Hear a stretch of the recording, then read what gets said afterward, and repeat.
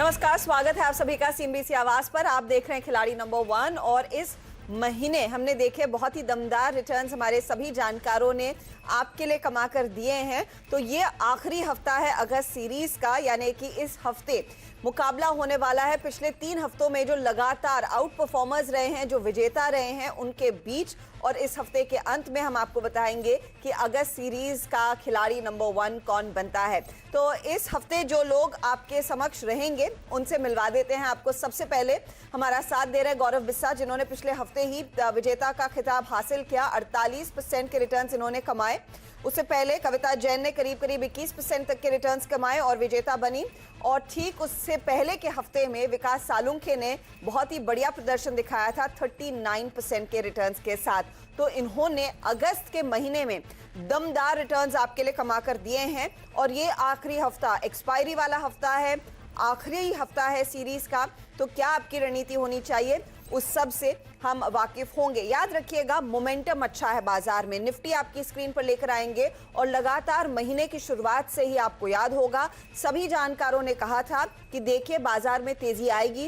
पहला पड़ाव 11,200 का था, उसके हम पार निकले और मिड अगस्त में बात होने लगी कि 11,500 भी हासिल होता हुआ दिखाई देगा। और उसी ट्रेड में इस समय निफ्टी ने एंट्री मार ली है। तो 11,434 तक के लेवल्स आज का हाई नोट कीजिएगा, करीब 11,450 है। तो उम्मीद अभी भी कायम है कि इस महीने की जो एक्सपायरी होगी, अगर सीरीज की जो एक्सपायरी होगी, वो 11,500 के दरमियान होने के पूरे आसार बनते दिखाई दे रहे हैं। और सिर्फ निफ्टी ही नहीं, निफ्टी बैंक ने भी इस पूरी सीरीज में आउट परफॉर्म करके दिया है। तो निफ्टी बैंक आपकी स्क्रीन पर आएगा। आज के सत्र में 350 अंकों तक की बढ़त देखने को मिली है। ये इस पूरे महीने हमने देखा है कि निफ्टी के मुकाबले निफ्टी बैंक हल्के से बैकफुट पर रहा है, लेकिन शायद ये वो हफ्ता हो सकता है कि निजी बैंक और सरकारी बैंक दोनों मिलकर तेजी दिखाएं। आज के सत्र में जो तेजी आई है वो दरअसल निजी बैंकों के बदौलत ही आई है। कैपिटल गुड स्टॉक्स भी आउट परफॉर्म कर रहे हैं। और खास बात यह है कि ये जो मार्केट की रैली है वो ब्रॉड बेस्ड हो गई है, यानी कि छोटे मझौले शेयरों के साथ साथ दिग्गजों में भी तेजी देखने को मिली है। तो एडवांस डिक्लाइन रेशियो फटाफट आपकी स्क्रीन पर लेकर आएंगे। लगभग 2:1 का ये रेशियो है। बढ़ने वालों की संख्या करीब 1400 से के पार है। गिरने वाले शेयर 800 850 के आसपास आपको दिखाई देंगे, यानी कि ब्रेथ जो है वो काफी पॉजिटिव है। ज्यादातर ट्रेडर्स तेजी की पोजीशंस पर ही फोकस कर रहे हैं या फिर तेजी के ट्रेड्स को अगली सीरीज में रोल कर रहे हैं। चलिए हमारे जानकारों से मिलते हैं और उनसे पूछते हैं फिर इस हफ्ते उनकी तैयारी कैसी रहेगी और वो अपने रिटर्न्स को और बेहतर कैसे करेंगे। कविता जैन, विकास सालुंखे, गौरव बिस्सा, आप सभी का स्वागत है। गौरव, आपके लिए तो एकदम फ्रेश होगा पिछले हफ्ते की जीत। 48% बहुत ही बढ़िया आपने खेल खेला था। बताइए इस हफ्ते, क्योंकि सीरीज की एक्सपायरी है तो वॉलेटिलिटी बढ़ेगी, आपकी अप्रोच क्या रहेगी? क्या तेजी के साथ साथ कुछ मंदी के ट्रेड्स लेकर हेज करेंगे या फिर ऑल आउट तेजी की पोजीशंस? Good morning Harshad. अगर आप बात की जाए निफ्टी इंडेक्स की, तो जैसे हमने पिछले हफ्ते चर्चा की थी कि 11,350 360 एक क्रिटिकल लेवल है। जब तक इसको होल्ड कर रहा है, एक अपसाइड आपको 11,500 के करीब देखने मिल सकती है। तो तकरीबन वो लेवल्स आ रहे हैं। यहाँ पे प्रॉफिट बुकिंग आपको देखने मिल सकती है मिड कैप्स में, स्मॉल कैप्स में, निफ्टी स्टॉक्स वगैरह में। लेकिन हैविंग सेड दैट, जब तक कुछ संकेत नहीं मिलते हैं कि यहाँ से कोई टर्न आ रहा है मार्केट में, मेरे हिसाब से प्रीएम्प्ट करना ये सही नहीं होगा।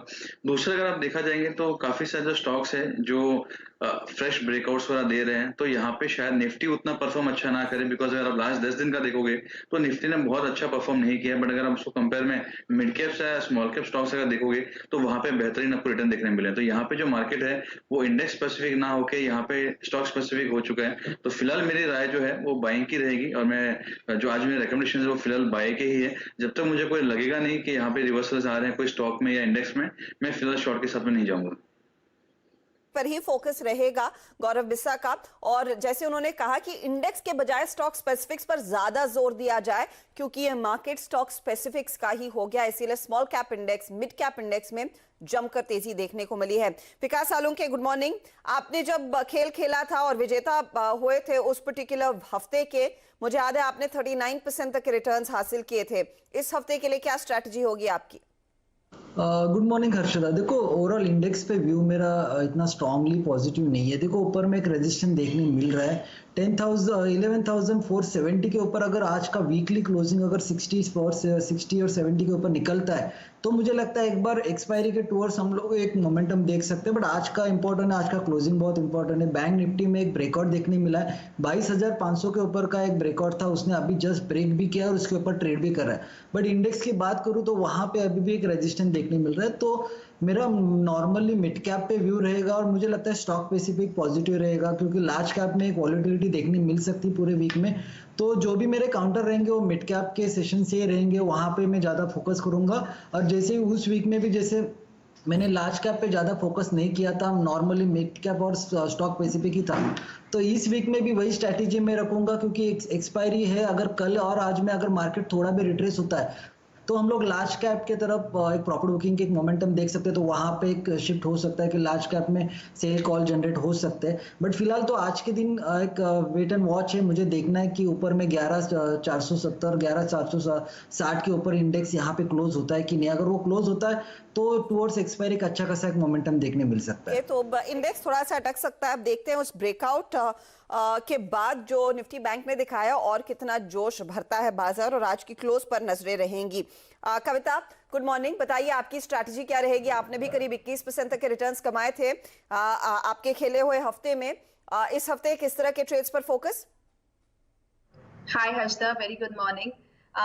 Very true, Vishal ji and Gaurav ji के साथ ही जाना चाह रहे हैं हम भी। It's all about bullish momentum कायम है और 11,467 जो कि आज का इंट्राडे का हाई दिखता है, वंस इसके ऊपर क्लोजिंग होती है तो हम 11,500 तक के लेवल देख पाएंगे।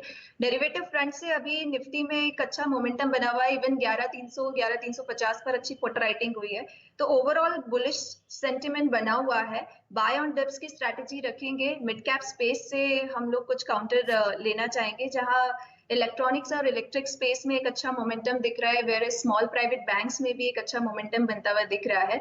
तो स्टॉक स्पेसिफिक ही नजरिया है, और क्योंकि वोलेटिलिटी बनी रहेगी, एक्सपायरी का हफ्ता है, तो मिड कैप स्पेस पर अभी काउंटर्स लेंगे और स्टॉक स्पेसिफिक ही आगे जाएंगे। तो स्टॉक स्पेसिफिक रहेंगी आप भी, और आपने क्योंकि हिंट दे दिया है कि छोटे निजी बैंक आपको पसंद है, इलेक्ट्रॉनिक स्पेस पसंद है, तो पहला ट्रेड आपका क्या निकल कर आ रहा है? From the small private bank Harshada, city union bank counter काफी अच्छा लग रहा है, और स्टॉक ने एक अच्छा खासा डिप दिखाया है, 250 रुपए से 115 रुपए के लेवल पर बेस बनाता हुआ दिख रहा है। वॉल्यूम काफी अच्छे बिल्टअप होते हुए दिख रहे हैं पिछले 2-3 दिनों से, with stop loss of 124 for the target of 163। City union bank को आप अपने पोर्टफोलियो में ले सकते हैं। 163 का टारगेट और स्टॉप लॉस यहाँ पर 124 का आ रहा है कविता की ओर से। पहला ट्रेड है उनका।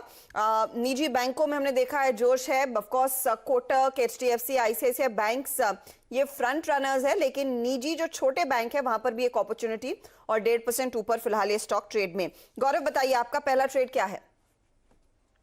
पहला जो ट्रेड मैंने लिया है वो है महाराष्ट्र सीमलेस में। यहाँ पे मैं नतीजों का वेट कर रहा था, एक बार रिजल्ट्स आ गए, मैं नहीं समझता हूँ, मुझे समझ में नहीं आता फंडामेंटल्स अच्छे से। मैं एक बार एक इवेंट चलाता है तो बाद में क्लैरिटी आ जाती है, तो मैं उसके लिए वेट कर रहा था। यहाँ पे अगर आप देखेंगे डेली चार्ट्स तो एक डबल बॉटम ब्रेकआउट हो रहा है, उसको आप रेंज ब्रेकआउट भी कह सकते हैं। हाइकेंसी चार्ट्स काफी स्ट्रॉन्ग है, वॉल्यूम पार्टिसिपेशन अगर आप देखोगे तो काफी तगड़े चल रहे हैं।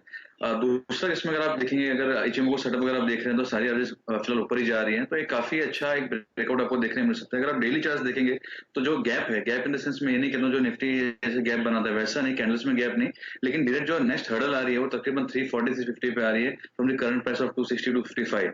तो यहाँ पे काफी अच्छा स्कोप है ऊपर जाने का। लो रिस्क ट्रेड हो जाता है, 240 के स्टॉप से आप बाय कर सकते हैं।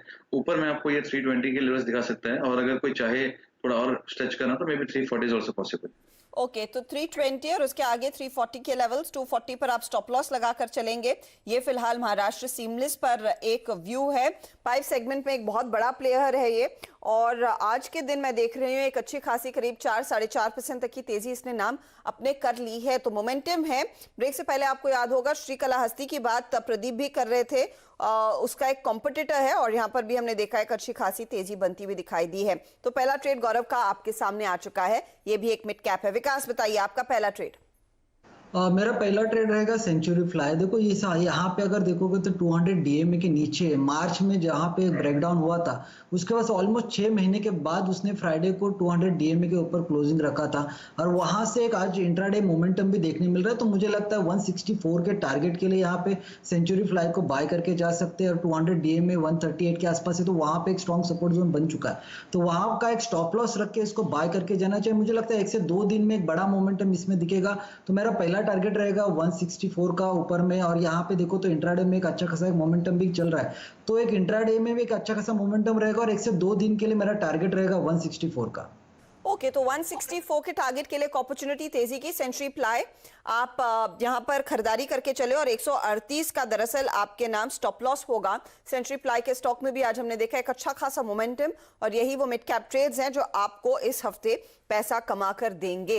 तो ये फिलहाल आपके सामने 3 ट्रेड्स आए। अच्छा, आगे वाले ट्रेड्स पर फोकस करेंगे, लेकिन इस बीच क्योंकि रिजल्ट सीजन है तो इंडियाबुल हाउसिंग फाइनेंस की जो पहली तिमाही है उसके नतीजे भी आ गए हैं, उसकी बात कर लेते हैं। और ये परफॉर्मेंस थोड़ा सा बेहतर नजर आ रहा है। तिमाही आधार पर कंपनी घाटे से मुनाफे में आई है, हालांकि एनपीए के मोर्चे पर स्थिति इतनी कुछ खास दिख नहीं रही है। तिमाही आधार पर इसमें बढ़ोतरी दर्ज हुई है। इंडियाबुल हाउसिंग के तिमाही नतीजों और आगे के ग्रोथ प्लान पर हमारे साथ कंपनी के डिप्टी एमडी अश्विनी कुमार हुड्डा जुड़ गए हैं। हुड्डा साहब, स्वागत है आपका। सबसे पहले अगर आप एसेट क्वालिटी पर टिप्पणी कर सके, क्योंकि जो एनपीए के आंकड़े हैं उनमें इतना सुधार नहीं है जितना प्रॉफिटेबिलिटी में रिफ्लेक्ट हो रहा है, तो एनपीए के मोर्चे पर स्थिति क्या है? ये क्या कोविड के चलते लोगों ने मॉरेटोरियम लिया, पेमेंट ठीक से नहीं हो पाए हैं, उसका एक रिफ्लेक्शन है? इंडियाबुल्स हाउसिंग का एनपीए स्टेबल रहा है, मार्जिनल इंक्रीज है क्योंकि कंपनी की बैलेंस शीट कॉन्ट्रैक्ट हुई है। तो अगर हम पिछले साल कॉन्ट्रैक्शन नहीं मानते हैं तो वो 1.8% पे एनपीए होते हैं हमारे, ग्रॉस एनपीए, जो कि स्टेबल होते हैं, पर क्योंकि बैलेंस शीट घट गई है तो वो 2.2% दिख रहे हैं। पर कंपनी की एनपीए सिचुएशन स्टेबल है, और क्योंकि हम एक घर फाइनेंस करते हैं तो हर लोन के पीछे एक रियल एस्टेट घर या ऑफिस है जिसकी वैल्यू बरकरार है, तो इसमें कोई लॉस नहीं होता अगर एनपीए हो भी जाए। तो उसके चलते मैं कहूंगा कि हमारी एसेट क्वालिटी पूरी इस साइकिल में काफी स्टेबल रहने वाली है आगे चल के भी। जहां तक मॉरेटोरियम का सवाल है, जहां मई में हमारे 35% कस्टमर मॉरेटोरियम के अंडर थे, वो जुलाई के महीने के एंड तक केवल 16% रह गए हैं। तो काफी इम्प्रूवमेंट है, क्योंकि ये एक कोई फ्री ऑफ कॉस्ट ईएमआई का डेफरमेंट नहीं है, उसके अंदर कॉस्ट है, आगे जाके इंटरेस्ट के साथ देनी पड़ती है वो ईएमआई जो आप नहीं भर रहे। और जो घर का लोन है बहुत सेफ लोन होता है, तो वो एक्स्ट्रा कॉस्ट लेना नहीं चाहता, इसके लिए लोग समय से पहले ही मॉरेटोरियम नहीं ले रहे हैं और वो रेगुलरली पे करना शुरू कर दिया है। सो एसेट क्वालिटी पे मेरे को अपने बिजनेस में ज्यादा कंसर्न आगे जाते हुए दिखता नहीं है। ओके, सर मैं एक चीज भी नोटिस कर रही हूँ कि इस समय बाजार में सबसे ज्यादा चर्चा यही हो रही है कि अब क्योंकि मुंद्रा साहब कमान संभालेंगे एमडी और सीईओ की, उनके आने के बाद क्या किसी तरह का क्लीन अप की जरूरत होगी? क्योंकि जब भी इस तरह का बड़ा मैनेजमेंट चेंज होता है, नया मैनेजमेंट आकर नए सिरे से बुक्स को देखता है, और जहां पर उनको लगता है कि थोड़ा सा प्रेशर आ सकता है, वहां पर शायद पोजीशन अपनी हल्की करना चाहता है। तो किसी तरह के अकाउंट्स में जहां पर आपको लग रहा है दिक्कत है, क्या क्लीन अप एक्ट देखने को मिलेगा अगले क्वार्टर में? देखिए, मुंद्रा जी काफी समय से हमारे बोर्ड पे हैं, तो वो ऐसा नहीं है कि उन्हें कोई भी बात का ज्ञान उनसे छिपा है। उनको हर कंपनी की एसेट, हर कंपनी की सिचुएशन और पे पूरा ज्ञान है। दूसरा, मॉर्टगेज एसेट्स में डिफॉल्ट लेवल्स जनरली कम रहते हैं, अनलाइक इंडस्ट्रियल लोन्स या जहां इंफ्रास्ट्रक्चर लोन्स होते हैं, उस टाइप का डिले नहीं है। बिल्डर लोन्स में कहीं कहीं डिले है, पर वो सारा डिले फैक्टर्ड इन है। इनफैक्ट कोविड के चलते काफी सेल भी बढ़ गई है घरों की, आपने नोटिस किया होगा पिछले 2-3 महीने में। तो बिल्डरों की सिचुएशन काफी स्टेबल है उस हिसाब से। तो मुझे नहीं लगता कि कोई ऐसा सरप्राइज हम कभी मार्केट को देंगे जहां हमारे एनपीए बढ़ जाएंगे या कोई एसेट क्लासिफिकेशन चेंज हो जाएगी। मुंद्रा जी इतने सालों से हमारे बोर्ड पे हैं, उनको सब चीजों का पूरा ज्ञान है। ओके सब प्रोविजनिंग के मोर्चे पर इस क्वार्टर में ऑफ कोर्स आपने थोड़ी सी काउंटर सिक्लिकल प्रोविजनिंग की है, क्या इसकी जरूरत आने वाले तिमाहियों में भी मैक्रोज के पर्सपेक्टिव में रहेगी? क्योंकि अभी भी हम देखें तो इकोनॉमी को रफ्तार उतनी नहीं मिली है जितनी शायद उम्मीद थी। उसके लिए क्या स्ट्रैटेजी है आपकी? एंड इस समय क्या आप नए लोन्स की भी डिमांड मार्केट में फिर से आता देख रहे हैं? तो मार्केट की स्ट्रेटजी प्रोविजनिंग पे हमारी आगे चल के स्टेबल रहेगी। काफी सारे लीवर्स हैं हमारे पास, जैसे कि हमारा ओक नॉर्थ बैंक का स्टेक जब भी हम सेल करेंगे वो उससे प्रोविजनिंग क्रिएट होगी। सो ऑलरेडी हमने काफी सारी प्रोविजनिंग लास्ट क्वार्टर और इस क्वार्टर भी 300 करोड़ की एक्स्ट्रा प्रोविजनिंग हमने की है, तो काफी हमने प्रोविजनिंग कुशन कवर ले लिया है। मॉर्गेज बिजनेस में लॉस नहीं होता लोन एनपीए होने के बावजूद भी, क्योंकि एक रियल एस्टेट एसेट पीछे होती है, घर पीछे होता है, तो उसके चलते मुझे नहीं लगता कि हमें कोई एक्स्ट्रा प्रोविजनिंग अब करते रहना पड़ेगा। हमने मोस्ट ऑफ द प्रोविजन कर ली है। एक्स्ट्रा बफर बनाएंगे जब भी हम ओक नॉर्थ बैंक का स्टेक सेल करेंगे। तो मुझे नहीं लगता कि देयर इज प्रोविजनिंग कॉस्ट आगे चलकर। जो अच्छी बात है कि बैलेंस शीट अब स्टेबलाइज हो गई है, हमें फंडिंग मिलनी शुरू हो गई है मार्केट से। हमने ऑलमोस्ट 10,000 करोड़ से ज्यादा रुपए जुटाए थे पिछले क्वार्टर। तो ये आरबीआई और गवर्नमेंट के चलते एनबीएफसीज को जो लिक्विडिटी स्कीम सपोर्ट और एनएचबी का सपोर्ट जो दिया है, उसके फलस्वरूप काफी अच्छी लिक्विडिटी मिलनी शुरू हो गई है। तो आगे अब हम ग्रोथ देख रहे हैं। इस साल हमारा टारगेट है 28,000 करोड़ रुपीस जुटाने का। ऑलरेडी 40% हम ऑलरेडी ड्रॉ डाउन कर चुके हैं, 20% एडवांस स्टेज पे है, तो 60% इस क्वार्टर के अंदर इस 28,000 करोड़ का कंपनी को अवेलेबल हो जाएगा। और आप देखेंगे कि इस साल में हम लगभग 12,000 करोड़ की ग्रोथ की टारगेट कर रहे हैं। तो अभी ग्रोथ का फेज वापस आ गया है और लिक्विडिटी सिचुएशन काफी अच्छी लग रही है। आपका जो क्वेश्चन है कि होम लोन क्या घर बिक रहे हैं, क्या रियल एस्टेट मार्केट परफॉर्म कर रही है, तो जो रेजिडेंशियल सेगमेंट है, घर का सेगमेंट है, वो बहुत अच्छा कर रहा है। काफी सारे लोग जो अपना घर परचेज पोस्टपोन कर रहे थे, हम देख रहे हैं कि वो रेडी प्रॉपर्टीज में खरीद रहे हैं। अंडर कंस्ट्रक्शन में अभी भी उतना ट्रैक्शन नहीं है, बट जो क्लोजर टू कंप्लीशन और रेडी प्रॉपर्टीज है, क्योंकि जो लोग आज तक हम घर में रहते थे, 2 फैमिलीज या बड़ी जॉइंट फैमिली, अब क्योंकि सबको कोरोना के चलते घर में ही रहना पड़ता है पूरे समय, तो उनको वो जगह छोटी लगती है, डिमांड लौट रही है। हाँ, तो उसके कारण काफी डिमांड लॉटरी हमने देखा है। बैंगलोर, हैदराबाद, एनसीआर और मुंबई में काफी अच्छा डिमांड हुआ है। तो मेरा काफी पॉजिटिव है कि अगले 1 साल के लिए ये पेंटअप डिमांड जो साइडलाइन पे थे, और रेट भी 5-10% गिरे हैं सब मार्केट्स में, तो डबल बेनिफिट हो रहा है कस्टमर को। इंटरेस्ट रेट सब्सटैंशियली कम हो गए हैं, 7.25% पे होम लोन मिल रहा है, प्लस टैक्स बेनिफिट है, तो बहुत सस्ता हो गया है। ये 2002 की बात है, मुझे याद है, जब ईएमआई एक आदमी की और रेंट लगभग बराबर थे। अब हम वही सिचुएशन पे पहुंच गए हैं जहां रेंट और ईएमआई लगभग बराबर है। तो शायद आप जैसी कंपनियों को उसका फायदा मिलेगा कमिंग क्वार्टर्स में, इसीलिए आप कह रहे हैं कि ग्रोथ फेज में अब कंपनी दिखाई देगी आने वाले तिमाही में। शुक्रिया हुड्डा साहब हमारे लिए समय निकालने के लिए। All the very best coming quarters के लिए। 204 पर फिलहाल वो कर रहा है स्टॉक ट्रेड। हम लेंगे एक छोटा ब्रेक, लेकिन बाकी कुछ और स्टॉक्स हमारे जानकार खिलाड़ी नंबर 1 के अपने पोर्टफोलियो में जोड़ेंगे जरूर। फटाफट लौटते हैं।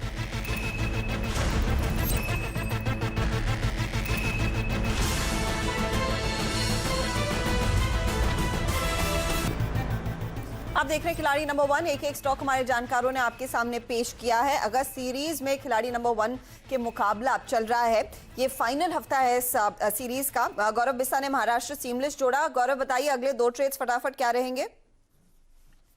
दूसरा जो ट्रेड है वो है पनामा पेट्रो में, जहां पे आप देखेंगे पिछले 2 या 3 दिनों में काफी सिग्निफिकेंट वॉल्यूम्स हुए हैं, और अगर आप उसमें 20 डीए में डालते हैं वॉल्यूम के अंदर, तो उससे तकरीबन दुगने वॉल्यूम्स हो रहे हैं। तो यहाँ पे काफी अच्छा पार्टिसिपेशन है, हाइकेंसी चार्ट्स में ब्रेकआउट है, कंटिन्यूस अपसाइड जा रहा है। तो यहाँ पे 50 हाफ के स्टॉप लॉस से आप बाय कर सकते हैं। ऊपर में 62.5 ये लेवल्स आपको देखने मिल सकते हैं। दूसरा है मिधानी का, जहाँ पे एक अच्छा ब्रेकआउट आफ्टर मिला है, वॉल्यूम पार्टिसिपेशन काफी तगड़ा है।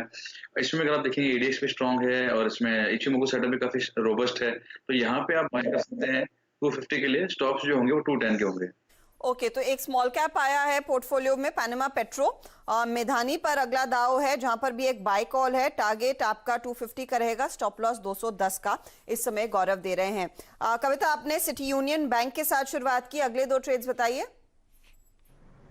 हर्षदा, अगला स्टॉक हमारा केमिकल स्पेस से है। केमिकल स्पेस पे हम लगातार बने हुए हैं और एक अच्छे करेक्शंस के बाद ये स्टॉक फिर से मोमेंटम दिखाते हुए दिख रहे हैं।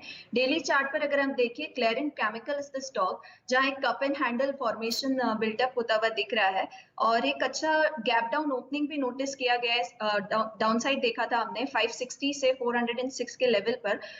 नाउ स्टॉक में एक अच्छा मोमेंटम बिल्टअप होता हुआ दिख रहा है। आरएसआई इंडिकेटर्स भी काफी स्ट्रॉन्ग हमें इंडिकेशंस दे रहे हैं, तो इस स्टॉक को आप ऐड कर सकते हैं with the target of 475। Stop loss 385 का मेंटेन किया जा सकता है क्लेरेंट केमिकल पर। इसके साथ और क्या जोड़ रही हैं? स्पेस में एक अच्छा मोमेंटम दिख रहा है। Bajaj electrical is the stock. इस पर एक बहुत ही अच्छा बुलिश रिवर्सल पैटर्न दिखा है, that is inverse head and shoulder का ब्रेकआउट आया है। Higher high higher top formations built up होते हुए दिखे हैं। टारगेट 550 का मेंटेन किया जा सकता है with stop loss of 460। So Bajaj electrical is the another stock. Okay, तो बजाज इलेक्ट्रिकल और क्लैरेंट केमिकल कविता ने जोड़ा। पहले सिटी यूनियन बैंक इनके पोर्टफोलियो में था। विकास सालुंखे से पूछते हैं अगले 2 ट्रेड्स क्या रहेंगे, बताइए विकास। देखो, इसमें मेरा एक बैंक में रहेगा एयू बैंक में एक डाउनवर्ड ट्रेंड लाइन का ब्रेकआउट यहाँ पे देखने मिला है, तो 720 के स्टॉप लॉस इसको बाय करना चाहिए। ऊपर में 790 के आसपास के टारगेट, बड़े टारगेट यहाँ पे देखने मिल सकते हैं। मे भी 2-3 दिन में 800 के आसपास के एक भाव इस काउंटर में देखने मिलता है, तो मेरा सेकेंड काउंटर रहेगा एयू बैंक। थर्ड मेरा रहेगा हेडलबर्ग में एक डेली चार्ट पे एक ब्रेकआउट मिला है, कैंडलस्टिक का एक ब्रेकआउट है 197 के ऊपर का, तो उसके ऊपर अभी ट्रेड करा, तो मुझे लगता है 218 के टारगेट के लिए इसको बाय करके जा सकते हैं। 190 के आसपास का एक स्टॉप लॉस यहाँ पे रिकमेंड करना चाहूंगा। तो मेरे तीनों भी बाय कॉल में रहेगा, उसमें ईयू बैंक, हेडलबर्ग सीमेंट और सेंचुरी फ्लाई रहेगा। ओके, तो हाइडलबर्ग सीमेंट नया आया है, 218 का टारगेट, 190 का स्टॉप लॉस। दिखा दीजिएगा पूरा पोर्टफोलियो और तीनों ही ट्रेड्स आपके सामने आ जाएंगे फिर साथ में। तो हाइडलबर्ग के साथ साथ एयू स्मॉल फाइनेंस और सेंचुरी प्लाई। तो एयू में 790 का टारगेट, 720 का स्टॉप लॉस है और आप रखिएगा। सेंचुरी प्लाई में तेजी का ट्रेड, 164 का टारगेट, 138 का यहाँ पर आप स्टॉप लॉस लगाकर चलेंगे। तो यह विकास सालुंखे का पोर्टफोलियो। सबसे ज्यादा कमाई सेंचुरी प्लाई इनके लिए इस समय करके दे रहा है। अब आते हैं गौरव बिस्सा के पोर्टफोलियो पर। गौरव ने दरअसल महाराष्ट्र सीमलेस पर एक बाय कॉल दिया, 320 target, 240 stop loss. Panama petro 60 to 50 target, 50 rupees 50 पैसा स्टॉप लॉस। मिधानी 250 का टारगेट, 210 का स्टॉप लॉस इन्होंने जोड़ा है। अब देख लेते हैं कि इन में किसकी सबसे ज्यादा कमाई हो रही है।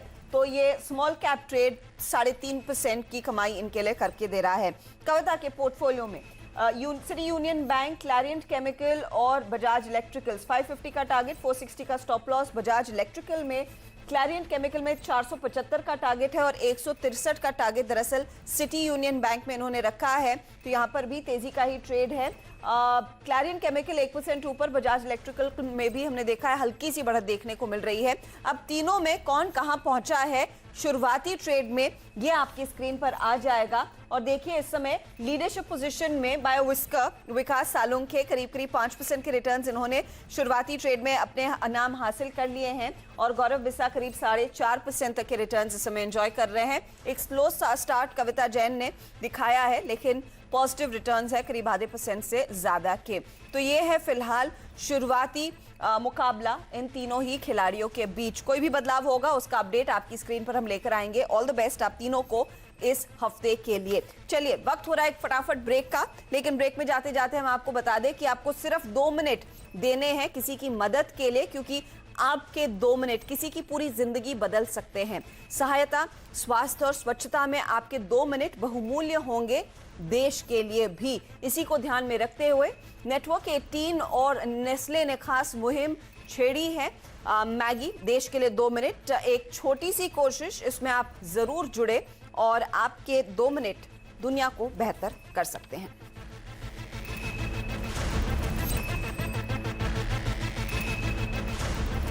एक ब्रेक के बाद मनीषा और दीपाली आपका साथ देंगी। आप बने रहिए CNBC आवाज के साथ।